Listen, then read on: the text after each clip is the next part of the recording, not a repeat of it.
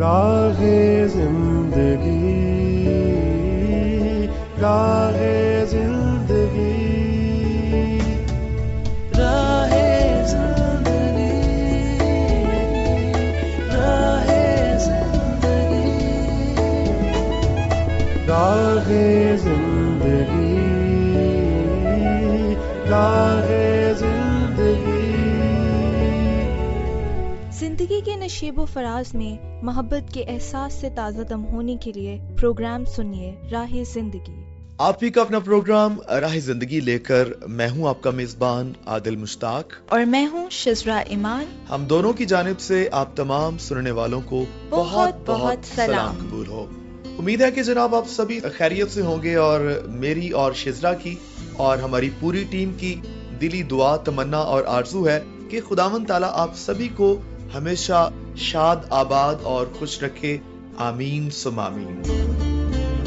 سامعین، زندگی میں بہت کچھ ہمیں تبدیل ہوتا ہوا نظر آتا ہے، اور یہ زندگی کی خوبصورتی بھی ہے اور ایک فطرتی عمل بھی ہے کہ وقت کے ساتھ ساتھ انسان میں نہ صرف جسمانی طور پر بلکہ اس کے ساتھ روحانی اور معاشرتی طور پر بھی تبدیلیاں رونما ہوتی ہیں، اور اگر ان تبدیلیوں کے ساتھ ساتھ ہم اپنے آپ کو تبدیل نہ کریں یا اپنے آپ کو اس ماحول میں ڈھالنے کی کوشش نہ کریں تو کئی دفعہ یا تو ہم وقت سے بہت پیچھے رہ جاتے ہیں یا ہم بہت آگے نکلنے کی کوشش میں ہم وقت اور اپنے آپ کو ساتھ ملا نہیں پاتے، اور ہماری زندگی کا جو نظم و ضبط کے ساتھ وہ ناتا ہے وہ ٹوٹ جاتا ہے، اور زندگی میں بہت سے مسائل کھڑے ہو جاتے ہیں۔ جی بالکل، اور آپ کی بات سے یہ ہم نے سیکھا کہ وقت کے ساتھ ساتھ خود بھی تبدیلی اختیار کر لینی چاہیے اور نظم و ضبط کا خاص طور پر بہت خیال رکھنا چاہیے۔ بالکل، اور جیسا کہ دسمبر ہے تو موسم تبدیل ہو رہا ہے، ہمیں پتا ہونا چاہیے کہ جب ہم نے باہر جانا ہے تو کون سی ایسی خاص باتیں ہیں جن کا دھیان رکھنا ہے، گرم کپڑے ہیں، اور کھانے پینے میں کون سی چیزیں کھانی ہیں، کون سی نہیں کھانی، اور اسی طور پر جو حکومتی سطح پر جو پابندیاں لگائی گئی ہیں اس کا بھی خیال رکھنا ہے تاکہ وہ بھی ہم فالو کریں، اور وہ ہماری اصلاح اور بہتری کے لیے ہیں تاکہ ہم محفوظ رہیں اور ہمارا معاشرہ جو ہے وہ خوبصورت بن سکے۔ تو جو کچھ بھی ہم کریں اس میں ہمیں یہ سوچنا ہے کہ اس میں ہماری ترتیب اور ترکیب دونوں بہتر ہو، تاکہ ہمارے کام اور دوسروں کے لیے جو ہمارے کام کا اثر ہے وہ محض بے قاعدہ نہ ہو بلکہ باقاعدہ ہو، اور اس کے وسیلے سے نہ صرف ہمیں بلکہ دوسروں کو بھی فائدہ ہو۔ تو آئیے اسی بات کے ساتھ ہم آگے بڑھیں گے اور سنیں گے یہاں پر تلاوت کلام مقدس۔ اے خدا مجھ کو بچا لے، کیونکہ پانی میری جان تک آ پہنچا ہے، میں گہری دلدل میں دھنسا جاتا ہوں، جہاں کھڑا نہیں رہا جاتا، میں گہرے پانی میں آ پڑا ہوں، جہاں سیلاب میرے سر پر سے گزرتے ہیں، میں چلاتے چلاتے تھک گیا، میرا گلا سوکھ گیا ہے، میری آنکھیں اپنے خدا کے انتظار میں پتھرا گئیں، مجھ سے بے سبب عداوت رکھنے والے میرے سر کے بالوں سے زیادہ ہیں، میری ہلاکت کے خواہاں اور ناحق دشمن زبردست، پس جو میں نے چھینا نہیں مجھے دینا پڑا۔ اے خدا تو میری حماقت سے واقف ہے اور میرے گناہ تجھ سے پوشیدہ نہیں ہیں۔ سنا ہم نے اقتباس پاک کلام میں سے، اور بہت ہی خوبصورت بات شزرا ہم سن رہے تھے کہ خداوند سے التجا کرنا، اور واقعی وہی ایسی ہستی ہے جو ہمیں بچاتی ہے، اور اس سے ہماری ذات کی کوئی بھی خواہ اچھی چیز ہے یا بری چیز ہے چھپی نہیں ہے، لہٰذا اس لیے ہمیں ہمیشہ اس سے استدعا کرنی چاہیے اور یہ بھی کوشش کرنی چاہیے کہ جو ہم میں خامیاں ہیں ان کو ہم دور کریں اور اس کی رہنمائی لیں۔ اور اسی کے ساتھ ساتھ میں آپ کو بتاتا چلوں کہ جناب آپ نے ہمیں خط بھی لکھنا ہے، اور آپ نے اپنے پیغامات کا سلسلہ یوں ہی جاری رکھنا ہے۔ یوں تو آپ کے بہت سے خطوط ہیں، لیکن ابھی آپ پہلے پتہ سن لیجئے، پھر ہم آپ کو ایک سرپرائز بھی دینے والے ہیں۔ جی تو سامعین، خط لکھنے کے لیے ہمارا پتہ ضرور نوٹ کریں۔ پروگرام راہ زندگی، پی او باکس نمبر 117، فیصل آباد، پاکستان۔ ہمیں فون کال یا ایس ایم ایس کرنے کے لیے ہمارا نمبر 0316747765 پر رابطہ کریں۔ سامعین، ہمارا فیس بک اکاؤنٹ PCRM فیصل آباد اور یوٹیوب چینل PCRM TV کو لائک کریں، شیئر کریں اور سبسکرائب کرنا نہ بھولیں۔ تو پتہ آپ نے سن لیا ہے، اب آپ نے صرف خط نہیں لکھنا بلکہ ایک اور چیز ساتھ میں اضافہ کرنی ہے۔ آپ نے دینا ہے سوال کا جواب۔ ماہ دسمبر کا کوئز ابھی ہم پیش کرنے جا رہے ہیں، تو سوال غور سے سنیے گا، بلکہ اگر پاسبل ہو تو لکھ بھی لیجئے گا۔ سوال یہ ہے کہ جب یسوع المسیح کی پیدائش ہونے والی تھی تو کس حاکم کے حکم پر تمام دنیا میں اسم نویسی کروائی گئی؟ سوال دوبارہ سن لیجئے۔ جب یسوع المسیح کی پیدائش ہونے والی تھی تو کس حاکم کے حکم پر تمام دنیا میں اسم نویسی کروائی گئی؟ اپنا جواب جلد از جلد ہمیں ارسال کیجیے۔ جی تو سامعین، ہمارے پاس خط موجود ہے ادریس یونس مسیح صاحب کی طرف سے۔ کہتے ہیں السلام علیکم۔ جی وعلیکم السلام۔ پروگرام راہ زندگی میں نے عظمیٰ صاحبہ کی میٹھی آواز میں سنا۔ کہتے ہیں کہ پروگرام کے تمام سیگمنٹس بہت بہترین ہیں، اور اس کے علاوہ پروگرام میں چائے کے بارے میں بہت کچھ جاننے کو ملا۔ چائنا کی چائے والی کہانی سنی جو کہ بہت ہی دلچسپ تھی اور سن کر بہت کچھ سیکھنے کو ملا۔ کہتے ہیں آپ بیتی سنی، حمدیہ گیت سنا، تلاوت کلام مقدس سنی۔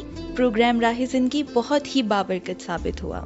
بہت شکریہ جی آپ کا۔ اور اسی طور پر محمد وقاص افضل ہیں، ان کا تعلق ہے ساہیوال ریڈیو لسنرز کلب کے ساتھ۔ آپ نے کہا کہ جناب آکاش صاحب اور پیارے بھائی امجد صاحب، آپ کو بہت بہت سلام۔ اور اسی طور پر آپ نے PCRM کی پوری ٹیم کو سلام کہا، تو ہماری پوری ٹیم کی جانب سے آپ کو واسلام، اور کہتے ہیں کہ راہ زندگی سن کر ہمیشہ ایسا محسوس ہوتا ہے جیسے کوئی مہربان شخص ہمارے دل کے دروازے پر آہستہ سے دستک دے کر کہہ رہا ہو، ذرا ٹھہرو، زندگی کو سمجھ کر جیو۔ جوشوا بھائی جان کی پرسکون آواز، ان کی دانائی بھری باتیں اور زندگی کو آسان بنانے والے مشورے انسان کو اندر تک سکون پہنچاتے ہیں، اور کہتے ہیں کہ راہ زندگی کا ہر سلسلہ ہمیں یہ سکھاتا ہے کہ حالات جیسے بھی ہوں، رویوں میں نرمی اور گفتگو میں سچائی اور دل میں محبت ہو تو زندگی خود بخود حسین ہو جاتی ہے۔ اسی طور پر آپ نے پروگرام کے تمام سلسلوں کو بھی پسند کیا، اور آپ نے جو بات پروگرام میں کی گئی اس کو آپ نے پورے طور پر عمل میں لانے کے لیے بھی اظہار کیا ہے۔ تو بہت شکریہ جناب آپ کا، آپ کے اس حوصلہ افزا پیغام کے لیے، آپ کے تفصیلی خط کے لیے، اور ہم اسی طور پر آپ کے فیڈ بیک کے منتظر رہیں گے۔ بہت شکریہ۔ میرے پاس خط موجود ہے ٹکا خان سیال، مہر غلام شبیر سیال، حیدر سیال، احسن خان سیال کی طرف سے۔ لکھتے ہیں محبتوں اور چاہتوں بھرا سلام قبول ہو۔ کچھ مصروفیات کی وجہ سے عارضی طور پر رابطہ نہیں کر سکا، لیکن پروگرام راہ زندگی میں باقاعدگی سے سنتا رہا۔ کہتے ہیں PCRM کے تمام پروگرام انسانی زندگیوں میں خوبصورت انداز میں تبدیلیاں رونما کرتے ہیں۔ پروگرام کے تمام سلسلے بہت بہترین ہوتے ہیں، اس میں بہت کچھ سیکھنے کو ملتا ہے۔ عظمیٰ صاحبہ نے رویوں کے بارے میں آگاہی دی، بہت ہی زبردست پروگرام پیش کیا۔ میری طرف سے آپ سب کو پیار بھرا سلام قبول ہو۔ آپ کا بہت بہت شکریہ۔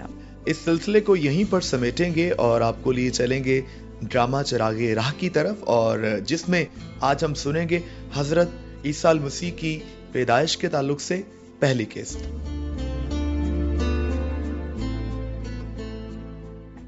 انسان نے باغ عدن میں خدا کی نافرمانی کی۔ خدا اور انسان کے درمیان گناہ کی دیوار کھڑی ہو گئی۔ انسان خود اس دیوار کو گرانے کے قابل نہ تھا۔ صدیوں وہ بھٹکتا پھرتا رہا اور اس کے اندر گناہ کی تاریکی سے نکلنے کی خواہش موجود تھی۔ خدا کے ساتھ اپنے رشتے کو بحال کرنے کے لیے انسان نے مختلف طریقوں کا سہارا لیا۔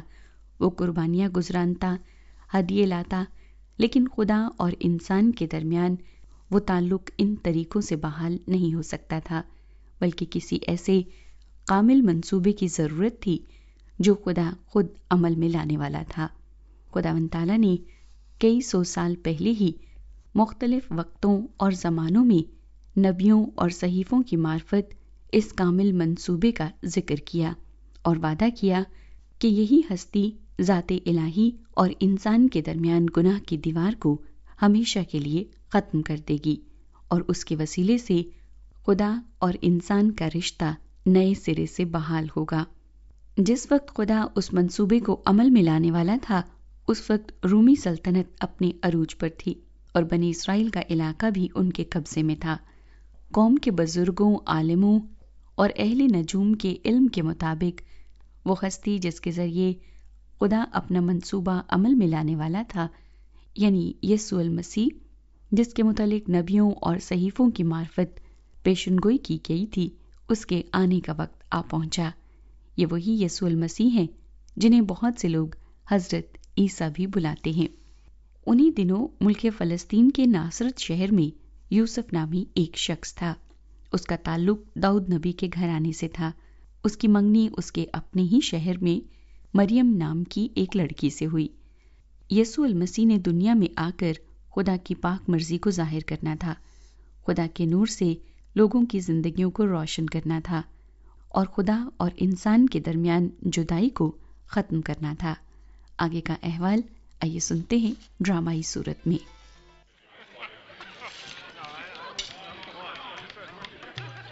میرا خیال ہے سب مہمانوں میں مٹھائی تقسیم ہو گئی ہے۔ کتنی خوشی کا موقع ہے ہمارے لیے، بیٹی کی منگنی جو ہوئی۔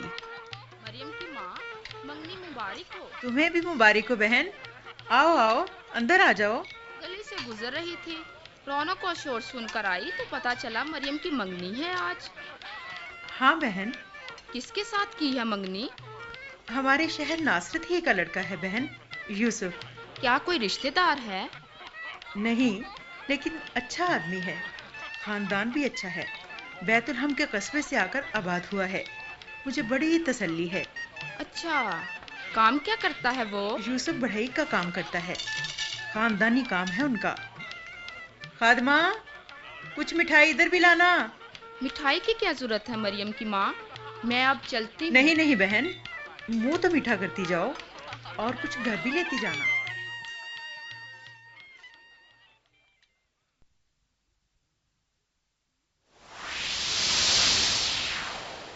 سلام اے مریم۔ ہیں؟ یہ کون؟ میرے کمرے میں نے تو دروازہ بند کیا تھا۔ تجھ کو سلام اے مریم، جس پر فضل ہوا ہے، خداوند تیرے ساتھ ہے۔ ہیں؟ یہ کیسا سلام ہے؟ اور آپ کون ہیں؟ خوف نہ کر مریم، میں خدا کا خاص فرشتہ جبرائیل ہوں۔ خدا کا فضل تجھ پر ہے، تو حاملہ ہوگی اور تیرے بیٹا پیدا ہوگا۔ بیٹا؟ ہاں مریم، تیرے بیٹا پیدا ہوگا، تو اس کا نام یسوع رکھنا۔ وہ بادشاہ ہوگا اور اس کی بادشاہت کا آخر نہ ہوگا۔ مگر یہ کیسے ہو سکتا ہے؟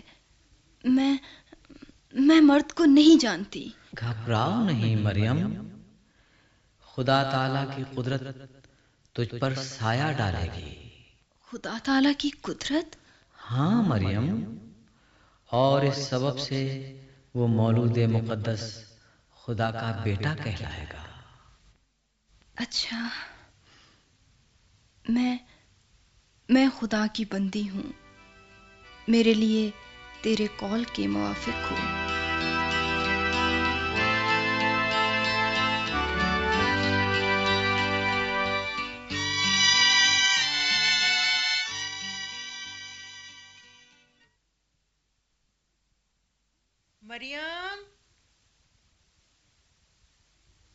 مریم، تم یہاں کمرے میں کیا کر رہی ہو؟ جو کچھ تم نے دیکھا وہ خواب ہی ہوگا۔ بھلا ایسا بھی کبھی ہوا ہے؟ زیادہ پریشان نہ ہوا کرو، اپنے آپ سے باتیں کرتی رہتی ہو۔ ماں، اب میں ماں بننے والی ہوں۔ کیا؟ ماں؟ ہاں، اور میں سوچتی ہوں چند ماہ بعد لوگ… ٹھہرو، مجھے سوچنے دو۔ اگر تم کچھ دیر کے لیے اپنی خالہ زاد الشبا کے ہاں چلی جاؤ تو اس طرح لوگ... ہاں ماں ٹھیک ہے، میرا بھی الشپا کو ملنے کو جی چاہتا ہے۔ تو ٹھیک ہے، شام کو میں تمہارے باپ سے بات کروں گی۔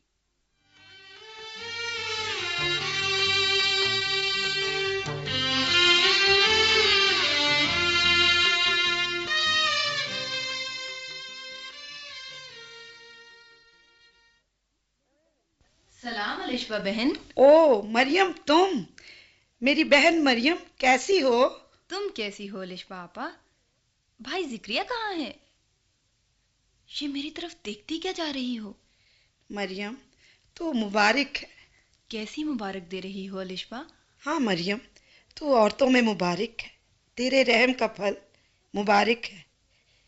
مجھ پر فضل کہاں سے ہوا کہ میرے خداوند کی ماں میرے پاس آئی؟ خداوند کی ماں؟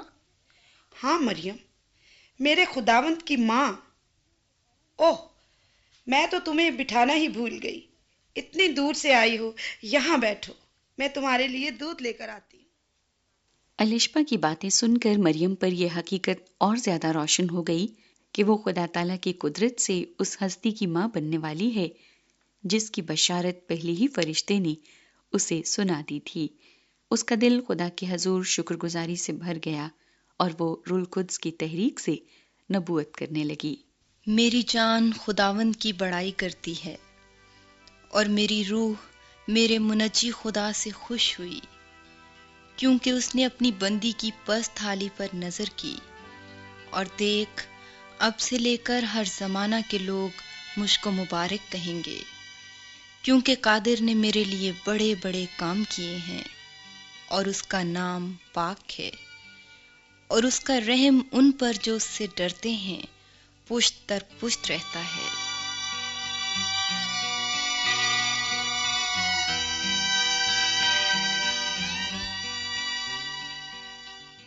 اس کے بعد مریم 3 ماہ تک الشپا کے گھر رہی، پھر واپس ناصرت میں اپنے گھر لوٹی۔ اس سے پہلے کہ بات لوگوں تک پہنچے، مریم چاہتی تھی کہ اپنے منگیتر یوسف کو اس پیغام کے بارے میں سب کچھ بتا دے جو اسے فرشتے کی معرفت ملا تھا۔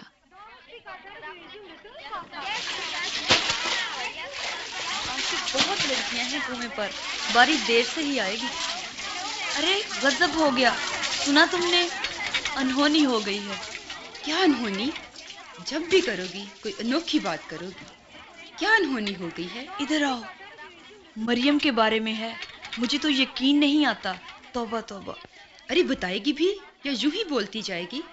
جلدی بتا۔ سنو، مریم ماں بننے والی ہے۔ ہیں؟ کیا کہہ رہی ہو؟ سچ کہہ رہی ہوں، میں اس کے گھر سے آ رہی ہوں۔ ہو سکتا ہے یوسف... بس بس، چپ کر اب، مریم ایسا بالکل نہیں کر سکتی۔ یقین تو مجھے بھی نہیں آتا بہن، لیکن یہ بات سچ ہے۔ چلو جلدی جلدی پانی بھر لیں، گھر واپس بھی جانا ہے۔ نہیں مریم کی ماں، ایسا نہیں ہو سکتا، کہہ دو یہ سب جھوٹ ہے۔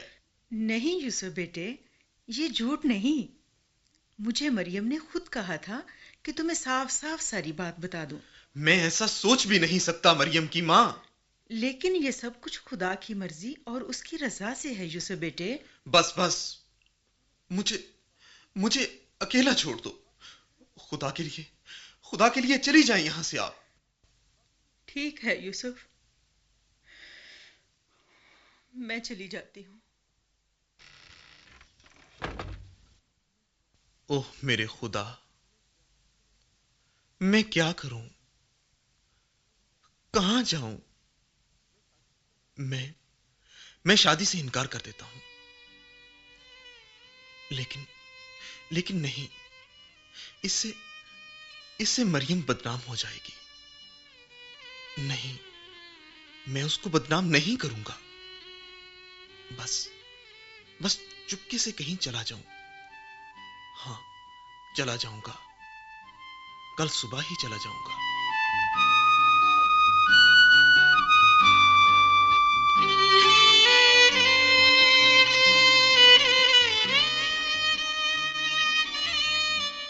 تو سامعین، ہم نے سنی آج پہلی قسط اور حضرت عیسیٰ المسیح کے تعلق سے ہم نے سنا اور جانا کہ کس طور پر خدا کا منصوبہ جس کو حضرت مریم نے نہ صرف جانا بلکہ منو ان قبول بھی کیا اور اس کو سمجھا بھی. تو ہمارے لیے بھی جو خدا کے منصوبے ہیں ہمیں بھی ان کو جاننے اور قبول کرنے کی ضرورت ہے. اسی کے ساتھ سامعین اب وقت ہوا چاہتا ہے ایک سبق آموز سیگمنٹ کی طرف پڑھنے کا. جی ہاں، میری مراد ہے سلسلہ آئینہ سے. آئیے مل کر سنتے ہیں. آئینے میں ہم ظاہری صورت دیکھتے ہیں اور باطن میں کیا ہے اس سے نا آشنا رہتے ہیں، لیکن سوچ کا آئینہ حقیقت سے آشنا کرتا ہے. آج آئینہ کیا دکھا رہا ہے؟ اوہو، یہ لوگ نہ جانے اس غریب آدمی کو کیوں اتنا مار رہے ہیں. یہ لوگ میرے کہنے پر اس آدمی کی مرمت کر رہے ہیں. کیوں؟ اس آدمی نے تمہارا کیا بگاڑا ہے؟ اے دستگیری، کو ہے ہی مائی کا لال جو میرا کچھ بگاڑ سکے؟ تمہارے جیسے سر پھروں اور گنڈوں کے لیے شریف آدمی کی شرافت کی ایک ٹھوکر ہی کافی ہے. شرافت اور شریف آدمی، واہ بھائی واہ، کہاں ہم اور کہاں شریف آدمی. یاد رکھو، شریف آدمی 100 بدماشوں پہ بھاری ہوتا ہے. ارے دستگیری، ایسی بات کر کے کیوں کسی شریف اور نیک آدمی کی ٹانگیں توڑانا چاہتی ہو تم مجھ سے؟ نیک آدمی اور نیکی کبھی برائی سے مغلوب نہیں ہو سکتی. دوسروں کو مغلوب کرنے کے لیے طاقت چاہیے، طاقت. وہ طاقت اور پاور میرے پاس ہے. طاقت کا غرور مت کرو، کیونکہ غرور کا سر ہمیشہ نیچا ہوتا ہے. نیچا سر تو صرف تم جیسے کمزور اور بے بس لوگوں کا ہوتا ہے. میں تو ہمیشہ بلندی پر رہتا ہوں، بلندی پر. بلندی پر رہنے والے جب نیچے گرتے ہیں تو آئینے کی طرح چکنا چور ہو جاتے ہیں اور پھر ساری عمر کرچیاں سمیٹنے میں گزر جاتی ہے. بس بس، ایک لفظ بھی اب منہ سے نہ نکالنا، ورنہ میں تمہاری زبان کاٹ کر ہتھیلی پہ رکھ دوں گا. واہ میرے مولا، سچ کتنا کڑوا ہوتا ہے، ذہن کے ساتھ روح کو بھی ہلا دیتا ہے. اگر ایسی بات ہے تو مجھے تمہارے سچے اور کڑوے پن کا آپریشن کرنا پڑے گا. تیرا درد تب ٹھیک ہوگا. آپریشن اس کا ہوتا ہے جس کے اندر ناسور ہوتا ہے، اور ناسور تمہارے اندر ہے جس نے معاشرے کو بیمار کر کے رکھ دیا ہے. واقعی اگر میرے اندر کا ناسور پھوٹ پڑا تو اپاہج ہو جائے گی، اور پھر تو کسی کی مدد نہیں کرنے جائے گی، بلکہ لوگ تجھ پر ترس کھائیں گے. چاہے میں اپاہج ہو جاؤں، میں ہر حال میں دوسروں کی مدد کروں گی. اور میں ہر حال میں تیرا اور نیکی کا راستہ روکوں گا. یاد رکھو، سچائی اور نیکی کے راستے میں تمہارے جیسے کئی فرعون اور نمرود آئے اور خس و خاشاک کی طرح بہہ گئے. نیکی کا دریا، تو نیکی کا دریا نہیں، تو وہ بے بس ندی ہے جو میرے غصے کی آگ سے خشک ہو جائے گی. کووں کے چیخنے اور چلانے سے خشک سالی نہیں آ جاتی، اور نہ ہی آسمان نیچے گرتا ہے. آج تو حد سے بڑھ گئی ہے. آج میں تیرے اوپر بجلی بن کر گروں گا. میں آ رہا ہوں. میرا اگلا شکار تم ہو. بچنا ہے تو بچ جاؤ. میں آ رہا ہوں. اب میرا نشانہ تم ہو. کیا ہم اس برائی کے جال سے بچ سکتے ہیں؟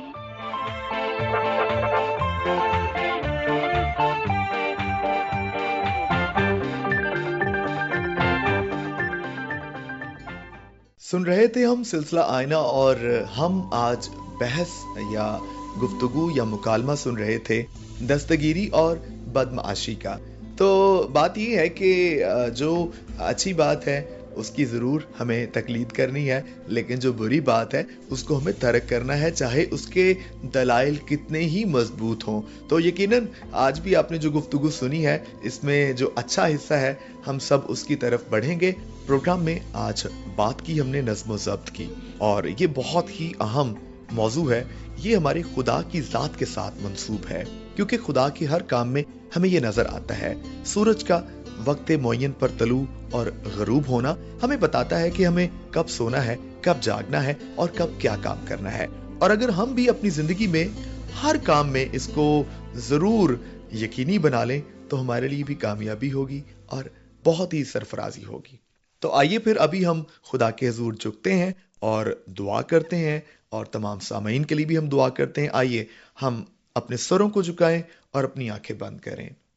اے رب کریم، ہم آپ کا بے حد شکر ادا کرتے ہیں آج اس دن کے لیے، اور ہم خاص طور پر دعا کرتے ہیں کہ ہم آپ کی مرضی کے موافق زندگی بسر کر سکیں.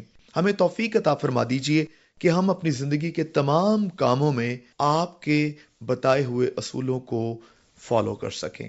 ہم تمام سامعین کے لیے اور ملک پاکستان کے لیے خیر اور سلامتی کی دعا کرتے ہیں، اور یہ دعا مانگ لیتے ہیں خداوند یسوع المسیح کے نام میں، آمین. تو اسی کے ساتھ اپنے میزبان عادل مشتاق کو اور شزرا ایمان کو دیجیے اجازت. خدا حافظ.